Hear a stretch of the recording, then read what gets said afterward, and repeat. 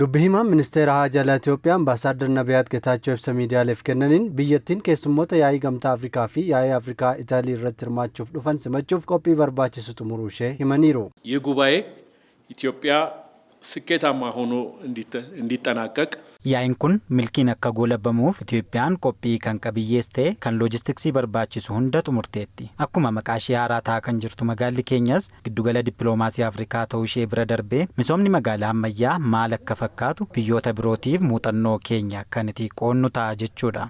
Ambaasaadder Nabiyaat akka jedhanitti yaa'iin kun Itoophiyaaf faayidaa hedduu qaba. Yaa'iiwwan kanneen irratti Itoophiyaan dhimmoota faayidaa biyyaalessaa kan ibsitu yoo ta'u, yaa'iiwwan kanneen cinaatti mariiwwan gamlamee dhimmoota garaagaraa irratti xiyyeeffatan aangawoota biyyoota adda addaa waliin akka taasistus ambaasaaderichi ibsaniiru.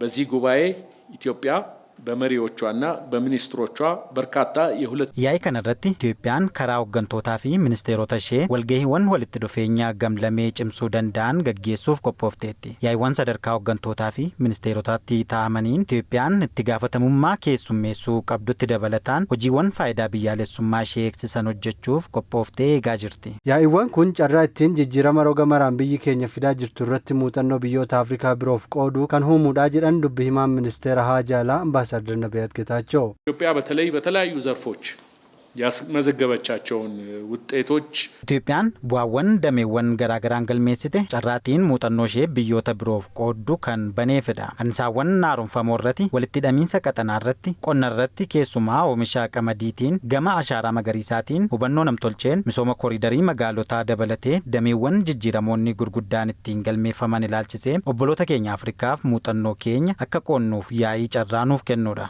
Yaa'iin dureewwan gamtaa Afrikaa dhimma mata duree yaa'ichaan alatti hojiirra oolmaa daldala bilisaa haala jijjiirama qilleensaa dhimmoota nageenyaa fi ajandaa gamtichaa 2063 irratti mari'ata jedhamee akka eegamu ambaasaadder Nabiyaat dubbataniiru. Keessummoota yaa'ii kanneen irratti hirmaatan simachuuf dargaggoonni 179 ta'an tola ooltummaan tajaajila kennuuf leenjii fudhatanii qophaa'uu isaanii ambaasaadder Nabiyaat himanii lammiileen hunduu maqaa gaarii biyyaa tiksuu fi aadaa keessummaa simachuu Itoophiyaan ittiin beekamtu addunyaatti agarsiisuu akka qaban dubbi-himichi dhaamaniiru.